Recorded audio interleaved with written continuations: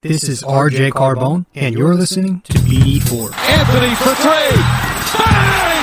That one goes this one by Mattingly. Oh, hang on to RJ Barrett. Does it again from down. He is just tearing the Orioles apart. It's good. Randall gets the bounce. And he ties the game. Houston comes under. Got it. Up the grand slam the other way for Aaron Judge. Penetrates, creates, and shows some dexterity as well with the left hand. Yankees win. Yankees win. Yeah, here we are. Every night, man, it's something. I mean, it's... They take a lot out of me. Even when I try my best to not be too emotional. It's like this team just finds a way. What's happening, everybody? I'm your host, RJ Carbone. Episode 330 of the podcast tonight. Welcome to BD4, where there's no better way to get your Yankees and Knicks analysis. And we also do MMA now, too. Yankees every series, Knicks every game, MMA on the weekends. Now, if you have not yet, I advise you to go check out our most recent episode before this one, episode 329, MMA Saturday UFC 272 preview with Ant and Leo. Check that one out, episode 329. It was great. Ant, Leo, and I discussed in two different conversations the upcoming Colby Covington, Jorge Masvidal welterweight main event, which will take place on next weekend, on Saturday. And that's going to be something that we're all ready for, man. The entire MMA community has been waiting for this fight for years now. And it kind of crept up. Not only did this fight creep up on us, but like those two fighting each other, it came out of nowhere, I feel like. You know, I didn't expect it to. So we discussed the preview. We preview it, and we discussed our predictions and what we think will happen during the fight, after the fight, and, you know, stuff like that. So please, go check that out. Anthony and I previewing it. Leo and I previewing it in a segment after that. Now, there were some technical difficulties, so I do apologize for that. But if you are... So for the conversation with Anthony and I, which was the first segment of the show, I was using the wrong microphone. I forgot to plug this mic in, and I was using the computer's mic. So it sounds a little low quality, but you can hear it. It's good. It's fine. And then for the interview with Leo, for the conversation, whatever you want to call it, with Leo, the video got really choppy because for some reason, I guess it's because I'm using, like, not technically using a laptop. I'm using the Surface Pro, which is like a tablet with a keyboard on it. So maybe it doesn't have the engine. And when I start recording past, when I go a little too far over an hour, like if I start getting up to the 1 hour and 5 minute mark, it starts to lag on me and the FPS rate drops significantly. So I had to make the conversation with Leo and I audio only. Now, obviously, this does not matter if you're already listening to the podcast as opposed to watching it. But if you do plan on watching the podcast from here on out, you can do that on YouTube. You can watch BD4 on YouTube and subscribe to us there. Coming up on 100 subscribers soon. That's not shit, but it's something, man. It's better than nothing. And if you want to listen to the podcast, be sure to do that too. You can find us on Apple Podcasts, Spotify, SoundCloud, Anchor, Stitcher, Google Podcasts, and many other listening platforms. If you want to subscribe, to follow me on social media, I'm at RJ Carbone on Facebook. I'm at Rob J. Carbone on Instagram. If you want to keep up with my Yankees and Knicks content in the blog that I write, then be sure to follow my blog. How do you get there, you ask? Go to ultimatesportsnetworks.com and search in the search bar the Bomber Bacher blog. I recap most of the Knicks games, and we're going to be doing the same thing come baseball season, when/if that ever freaking happens. Because that thing's been a mess. Jesus, man. I mean, it's such a shame, man, because this is usually the time of year I get so excited. I start writing, preview articles and doing preview episodes and talking about stats, projections, and where the Yankees going to land in the standings, and I get into it again, right? You talk yourself into it. Even if you don't think this team's going to go anywhere, which I don't, I still find ways to get excited because it's baseball. The good weather's coming back. You're outside. You're going to games again. I've developed so many memories going to Yankee Stadium over the years, and now it's like, oh, shit, that might not happen. And especially on top of that, these last couple of years not being able to go to many games because of COVID and the vaccine shit. And you got to have this, you got to have that. So I was finally excited to I was planning on going to some games this year, and now it's like, shit. If they don't come to an agreement by tomorrow, the 28th, and that's as you're listening to this, tomorrow is today, the 28th, then the season is going to be pushed back. They're going to start canceling games. It's a whole mess. And I don't care who you're siding with. The players, the owners, whatever. I just want baseball. I haven't even paid attention to the actual details of this whole CBA thing. Let's head to our first break. When we get back, we'll talk about what we are supposed to talk about in the wonderful, amazing New York Knicks. Never to disappoint. Be right back.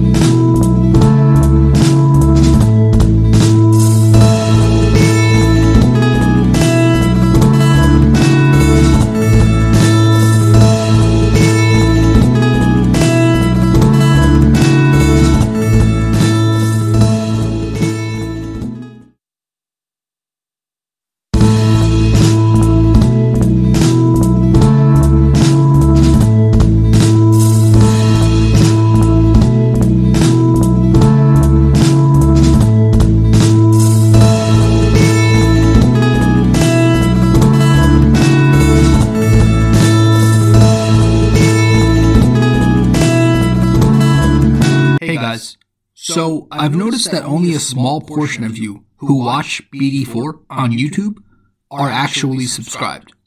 So, if you do enjoy this podcast, and maybe you want to be notified when new episodes release, I'd consider subscribing and also hitting that notification bell. This way, we can help the channel grow, and you won't miss a single episode of BD4. Alright, let's get back to it.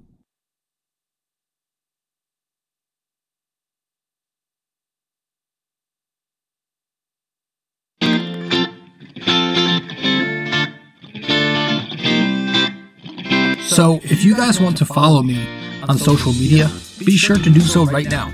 I'm on Facebook at RJ Carbone, and I'm also on Instagram at Rob J. Carbone. Once again, if you want to find me on Facebook, that is RJ Carbone. Instagram at Rob J. Carbone.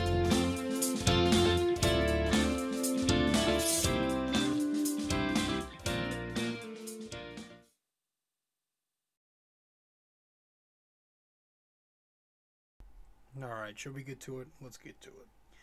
So the Knicks continue to disappoint. Let's be blunt here. And yeah, it's something every night, but it's usually the same something every night. Tonight they lost, or today, this afternoon at the Garden, they lost 125-109 to Philadelphia, who they also play on Wednesday. I said that very odd. Who they also play on Wednesday. That's the start of their, I think it's an 8-game road trip. And there's 3 more national televised games, too, coming up. So that was nice. So they lose 125. That will be nice. 125-109. It was a close game for the majority of this thing until like the last half of the fourth quarter. That's when the Sixers really started to turn it up. And they went on this 19-4 run to conclude the game.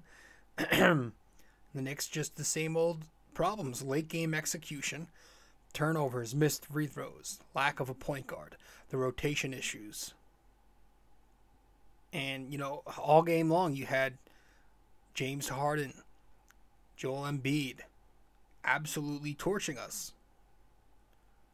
Or them. I'm trying to do better when it comes to talking about the Knicks. I always go back and forth and flip-flop between saying we and saying them. And that's always bothered me. I just never... It's hard to fix. I want to be one of the people... I don't really care if I say we or they. I just want to be consistent.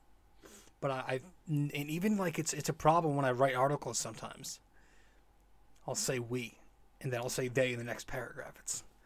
I gotta keep that consistency. But you had Harden and Embiid absolutely torching the Knicks. Harden finishes this one with 29 points. I think he's gonna start scoring 30 more consistently now. He gets 29 more points, 10 rebounds, 16 assists, 5 steals. Joel Embiid, 37 points, 9 rebounds, 3 assists, 1 steal, 4 blocked shots. And he took 27 free throws.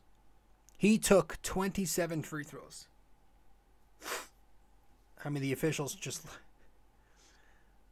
ticky-tack shit. And that was it. The Knicks lose. They are now... So they've lost 2 in a row since the break ended. 5 in a row overall, and 12 of their last 14 have resulted in losses. And somehow there are individuals out there who still want to go for this play-in seed.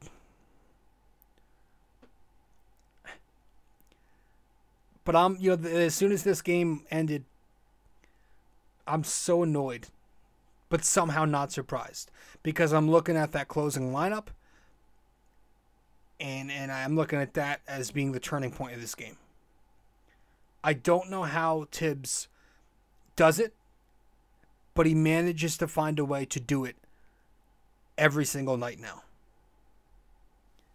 I mean, with 6 minutes to go in this ball game, let me make sure my volume and audio is all good, because I'm going to say some shit here. Yeah, we're good. With 6 minutes to go in this game,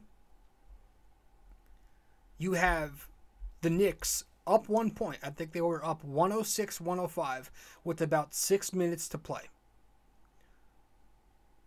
And we're going small ball because, remember, Jericho Sims had fouled out. Mitchell Robinson had fouled out prior.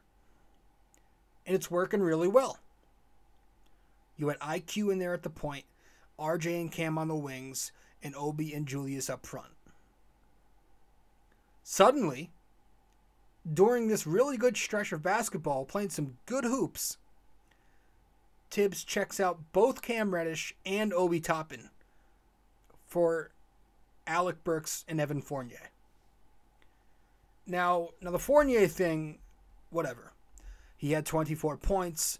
He shot the ball well, 9 for 16, 6 of 11. Okay. But Burks, he hadn't given the Knicks anything all afternoon. He was 2 for 6 from the floor. He was 1 for 4 from 3 in particular. He had 0 assists as the starting point guard again. And he was just getting completely torched by Tyrese Maxey on the defensive side of the floor. Tyrese had, I think he finished with 21 points. And man, is that kid good. And the Knicks wanted him too. Instead, we get IQ. And Burks plays 34 minutes to close out the game. He finishes with 34 minutes. I mean, you look at the top of the quarter. Obi starts this 7-2 run we go on with a dunk. Cam caps off that run with a nice assist to RJ. But playing well, Tibbs takes them out. The Sixers go on their run, and they win the game. And also, if anything, during that 76ers run, as good as Quickley was today, and he was good, 21-5, broke out of that slump, he did miss his last 4 shots. And that's because the kid was in there from the 5-minute and 30-second mark in the third quarter all the way to the end of the game. So he played like the final 18 minutes or 17 minutes and change. It was a perfect opportunity for us to throw Deuce McBride in there. And you know what's so crazy about this kid never getting any minutes? The crazy shit is he's refusing to play this kid, but this was a Tibbs pick. This was a kid who was handpicked by Thibodeau in the draft. Deuce, we're talking. I mean, it was a golden chance for it. You had the small ball lineup in there. Obi in there needing a point guard to, in order to score off of those baseline cuts he loves so much. But Burks checks in. He's the guy who checks in. Thibodeau's guy, Burks. At some point, we got to try something different. Got to. I'm just so tired of it. And I want to discuss a little bit more about it when we get back. Stay with us.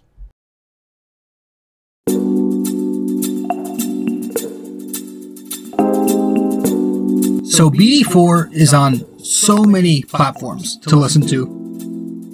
You can listen to us on Apple Podcasts, Google Podcasts, SoundCloud.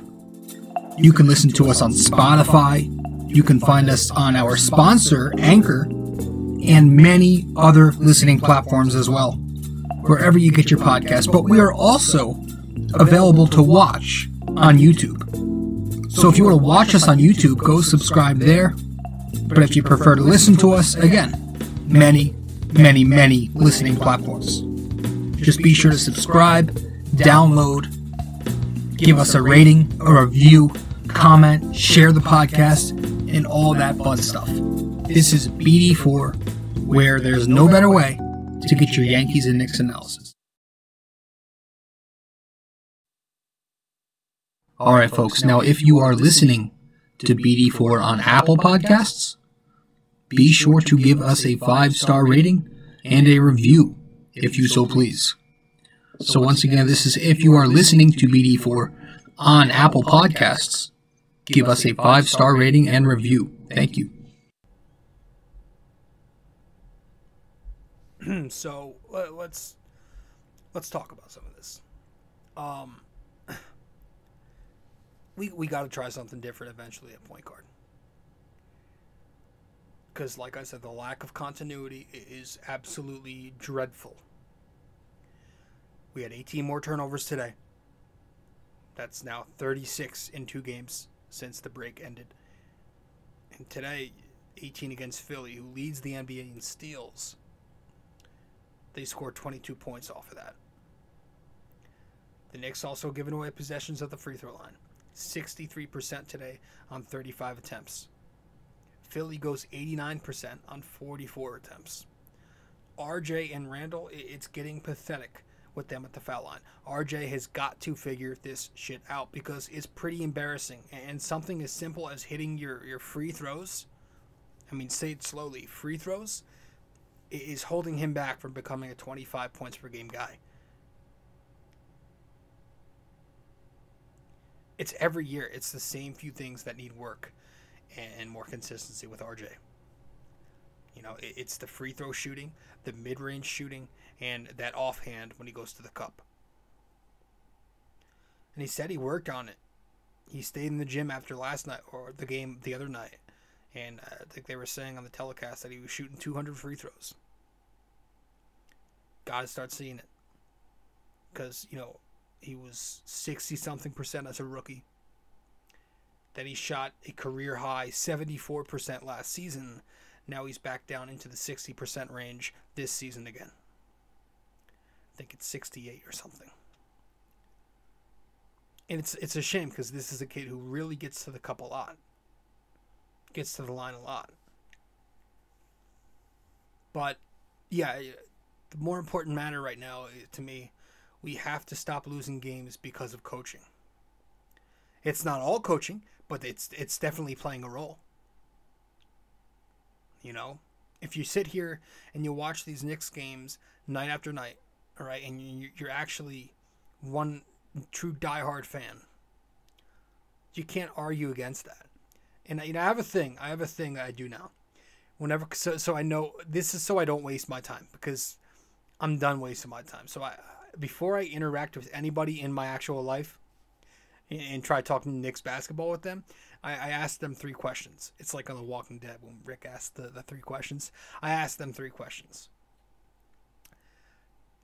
The first one being, how many Knicks games have you watched this year from the first quarter to the fourth?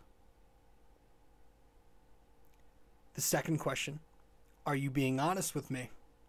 And the third question, I ask them to name the entire starting 5 and at least 2 players off the bench. That, to me, gives me enough information to tell me that you at least somewhat pay attention. Otherwise, I can't have anything to do with you when it comes to the Knicks. Because I'm tired of people telling me it's not the coach, it's not this, it's not that. And then them being individuals who really don't pay attention to the Knicks. Because why would you if you're not an actual Knicks fan? But back to what matters. We have to stop losing because of Tibbs' rotation. It's the same shit. It should not happen continuously at this point in the season. How do you not fix that at this point? It's unheard of. And it's a really bad look for a coach who I've tried so hard to give a legitimate chance to. And I still am. But it always ends up to be centered around coaching a lot of the time. And it's back to the same thing in the end of the games. We always end up centering the playbook around Julius Randle, no matter what, right? I mean, RJ had another strong game today. He's on the ball, running offense all afternoon. But yet again, down the stretch, we're out here running ISO sets for Randle, who was 1 for 7 in the entire second half and had 0 points in the fourth quarter, but got 9 minutes despite that. And yeah, he was rebounding and assisting, so good for him there. 10 boards, 7 dimes. But he was bad everywhere else. He was bad. He was bad down the stretch. He was terrible defensively, getting beat backdoor multiple times by Matisse Thybulle. Not to mention the crucial turnovers, the BS jump pass, which seems to be this year's version of the 2019 spin into the post turnover. And then, when he gets blocked at the rim or when he misses a layup, instead of hustling back, he's still continuing to put his hands up and talk to the officials. And on the other end, when he misses a defensive assignment, most recently today, it's Quickly who gets the pointed fingers at him. And yet, Randle still gets to do what he wants. He's never held accountable. He stays in the game. Tibbs never pulls him aside to talk to him. The other day, Randle had demanded Tibbs kept him in the game. Tibbs is out there screaming on the Lord's Day today. Jesus Christ, F this, F that, at his other guys. But he never holds Randle accountable. And if he did, it'd change a lot. It would change our offense. I just wish we had some kind of an offense outside of him.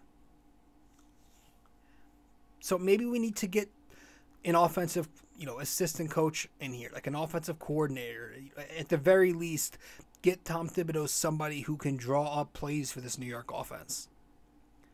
Because we are either completely pounding the air out of the basketball in ISO, launching unnecessary threes, or, at the times where we do run some great actions, it's never enough. Like why not more of that RJ Obi pick and roll that we saw at the end of the first quarter? Tibbs had them in that slob set out of bounds together. Today, we rarely saw the pick and roll. But while we run through RJ, why not do some more of it? Why not do some more 3-4 pick and roll with RJ and Obi or RJ Barrett and Julius? Or even a little 2-3 pick and roll with RJ and Cam. He's always running actions out of the pistol set with Mitch, so I like that. but I just feel like Tibbs should be more innovative and try running actions for guys besides Fournier and Randall all the time.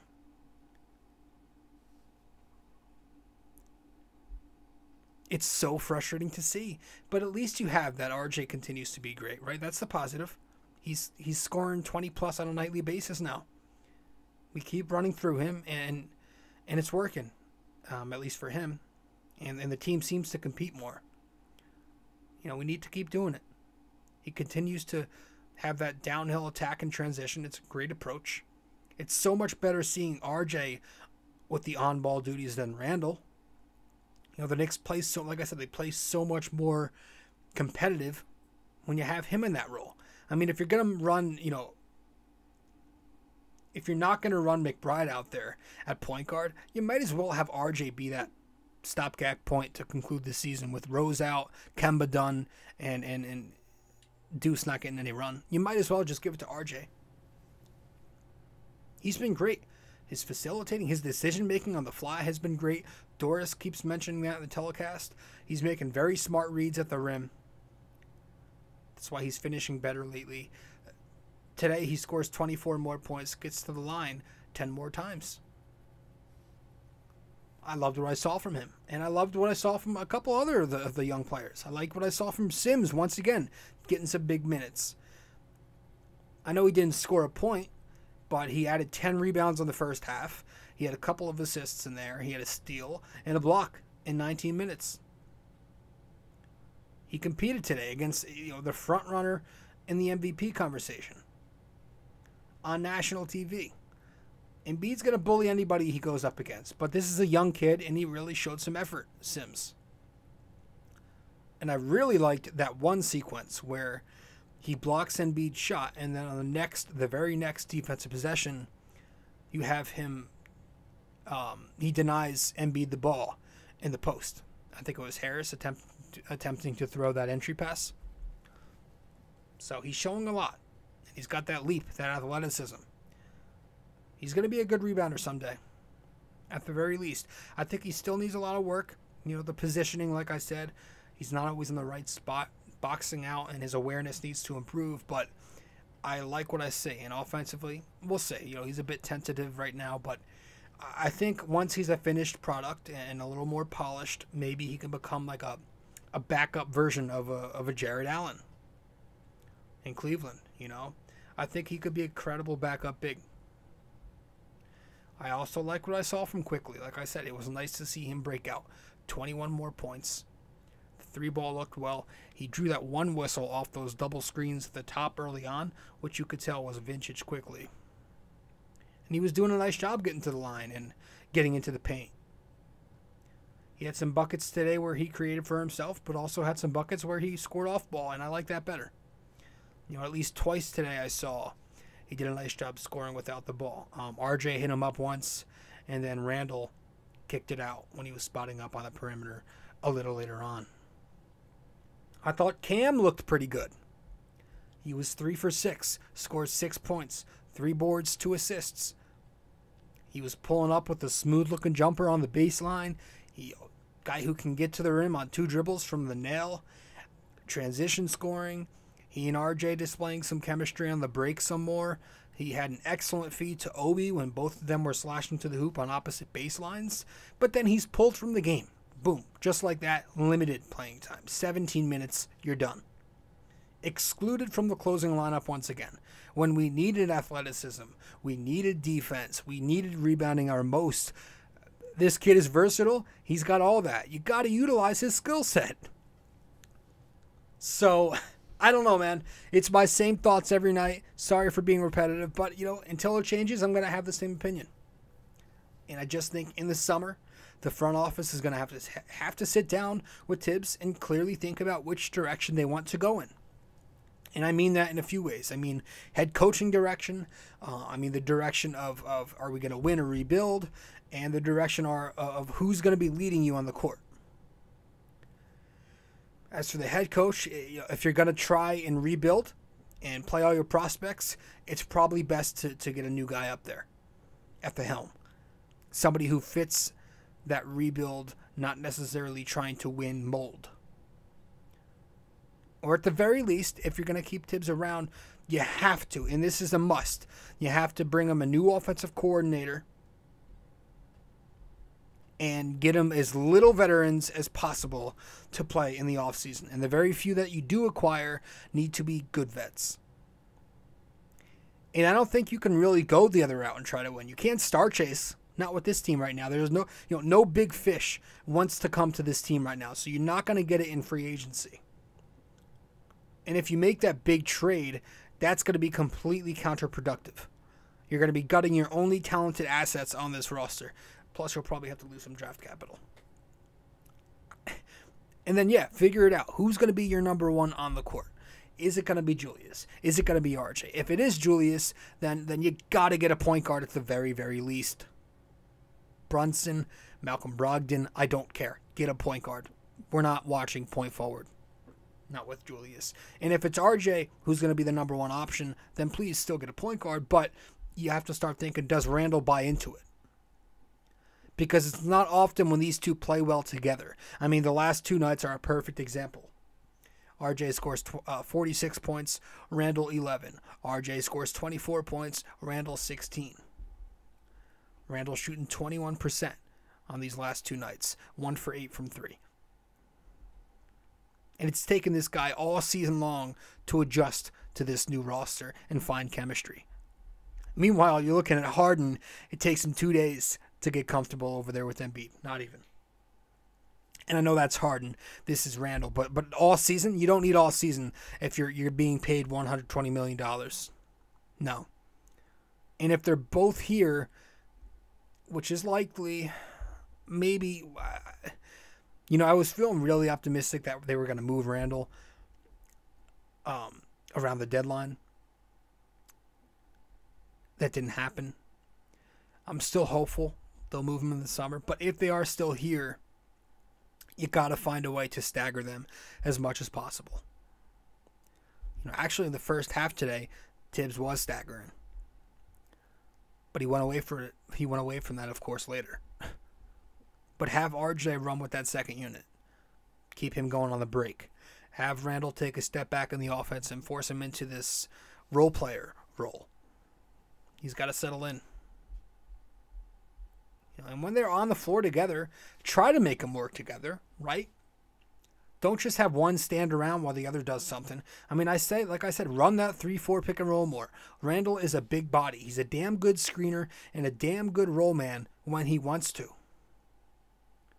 RJ is excellent at utilizing the screen. We've seen that all the time. Like I said, we see that shit in the pistol action so often. So, that's it, man. We got to figure out where we're going here. Which direction are we going? Figure that out. Are we going to get this point guard? Get that done. There's going to be no perfect point guard. You got to get that one of those kids. I don't care at this point. Get some stability at that spot. That's it. That's all I've got. We're going to head to a final break, get to the NYK MMA question of the day, and we will wrap it up from there. Stay with us. Be right back. Hey guys, I hope you're enjoying this episode. But first, I also want to let you know I have another blog. The blog I'm writing for is on UltimateSportsNetworks.com, titled The Bomber Bacher Blog. If you want to go subscribe to this blog, you should do so using my promo code 6A2841ERJC. Using that, you'd get a discount, $7.99 a month, to get the best Knicks and Yankees opinionated content around. Once again, guys, the Bomber Bacher blog on UltimateSportsNetworks.com, using promo code 6A2841ERJC, $7.99 a month.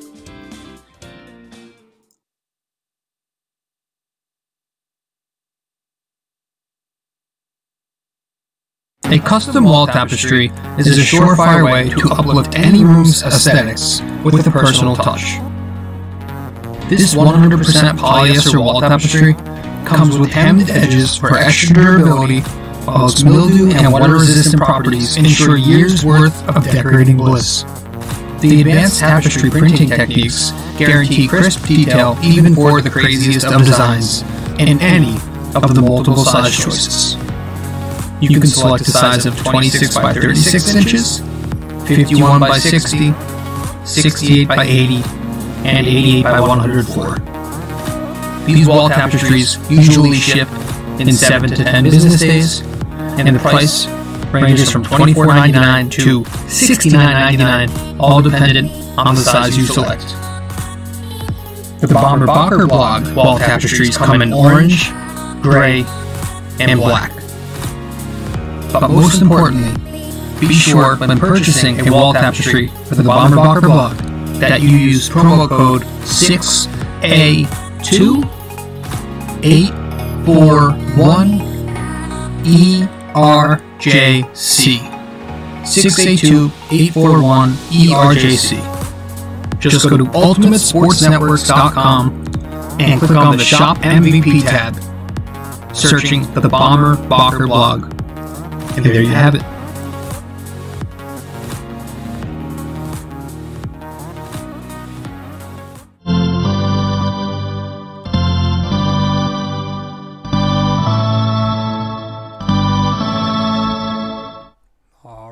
So, tonight for episode 330, our NYK question of the day. I want you to name the 2 teams Patrick Ewing played for when he left the Knicks after 15 seasons. Alright, so once again, I want you to name the 2 teams Patrick Ewing played for when he left the Knicks after 15 seasons. What were those teams? Give me the city name. Give me the team name. It don't matter. If you want to attempt to answer this question, Facebook, Instagram, in the comments section once I publish the excerpt videos from this episode, clips, or you can comment the answer on YouTube if you'd like. Wherever you can comment or get in touch with me, if you attempt to guess the answer, I will let you know what the answer is in the next episode. And if you attempt to guess the answer and you get it correct, I will not only let you know the answer in the next episode, but I'll give your handle a shout out on social media. So let me know the answer on Facebook, Instagram, wherever you can get in touch with me. I'm your host, RJ Carbone, and you are listening or maybe watching episode 330 of BD4, where there's no better way to get your Yankees and Knicks analysis. And we also do MMA now too. And again, guys, if you have not checked out episode 329, be sure to check that one out. Great episode. My cousin Anthony and my neighbor Leo, we discuss the upcoming UFC 272 main event that's coming up this Saturday between Kobe and Jorge. And boy, is it going to be nuts. I am super excited for this. Fight week tomorrow. As you're listening to this, it's the start of fight week. So as I'm recording, it is it's Sunday night, February 27th. As you are listening to this, it should be February 28th, a Monday morning. Thanks for tuning in, guys. That's all I've got for this one. I'm your host, RJ Carbone. I'll see you next time. Ciao.